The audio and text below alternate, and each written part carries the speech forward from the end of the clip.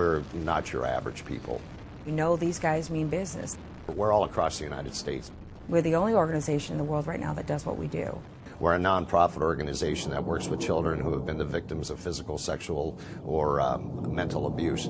We want to empower these children not to feel afraid of the world in which they live. Once children are empowered, they can start to heal. We work with the child to remove their fear, and when their fear is gone, that's when we know our job is done. When we say we'll do anything to protect the children, whatever that means, we mean it. We've got one guy who's 6'10" in our organization. We call him Tree. Yeah, I stand out quite a bit. To the kids, he is an absolute protector. They feel pretty safe when I'm around. The first introduction for a child to our chapter, we'll take and force the entire chapter. We'll have 25 motorcycles rolling down the road. The neighborhood wakes up real quick. We pull up, and it's like amazing. The kids are you know, they're shy. They don't know what to think. I see all these crazy biker guys show up, you know, pretty scary looking, ugly people. But after a few minutes, they really start to open up to us, and we develop that initial friendship. Hi, I'm Tree. Hi, Tree. How are you? We give them a road name. They've got a patch on the back of the vest. You're part of our family now, and that means we'll always be here for you.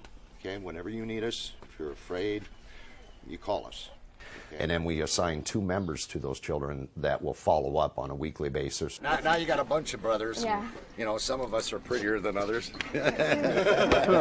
In court, we had one of our kids, the judge asked, are you afraid? And she looked up at the judge and said no. And the judge said, why not?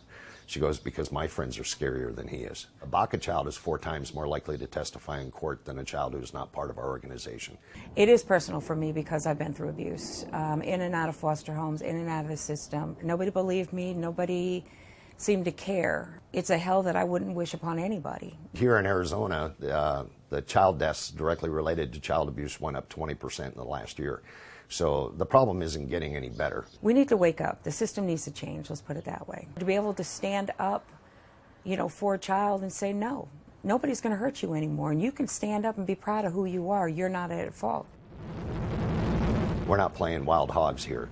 And if someone who would hurt a child doesn't take us seriously, well, that would be a big mistake.